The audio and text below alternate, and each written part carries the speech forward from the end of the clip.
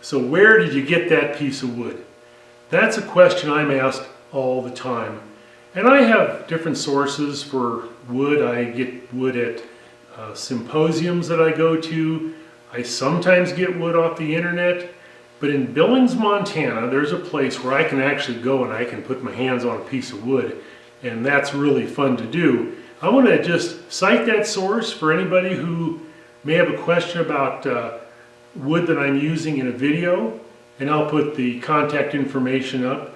I was up at A&H Turf in Billings, Montana. They're located on Moore Lane. Billings, Montana is about 3 hours north of me. I live in the middle of Wyoming and there's nothing around. I don't have a woodcraft store, I don't have a rockler. I don't have a really good source of wood that I can actually go and look over the wood. Now, let me show you some pieces of wood that I just recently picked up at A&H Turf. This is a piece of canary wood, and the very top of this has got some crazy figure in it, so I'm probably going to make a little platter out of that or something. I often make finials out of holly. Well, where do you get holly? Well, I get my holly at A&H Turf, and that's the way I get it, in a board. This is fairly expensive, but this is going to last for a long time if I'm doing finials.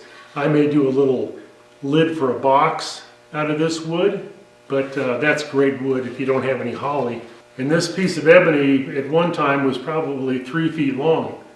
They've got lots of exotic woods. I trust them as a source, and they will deliver to you. So if you're around Montana, if you're in the area, stop in to A&H Turf. It's a great source for wood. They also have sheet goods. It's a little lumber yard there. They also have a really nice hardware store. It's kind of a hardware store on steroids. They've got machines and lathes and different things like that, but they deliver. So if you need something particularly that you can't find anyplace else, and sometimes if you want something like a board, and I like to mill my wood down.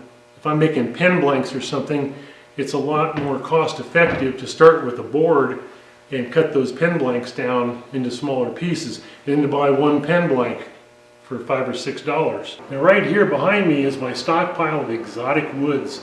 Lots of these woods I can chase threads in or do small projects, and a lot of this wood I got from A&H Turf.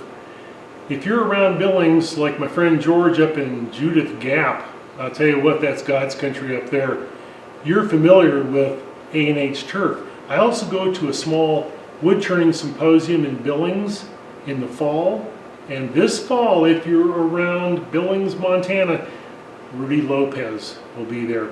Rudy is an absolutely fabulous wood turner, and A&H Turf really supports that symposium a lot. So I'll give a shout out to them for doing a good thing for wood turners and supporting that small symposium in Billings, Montana. So if you need some wood, give them a call.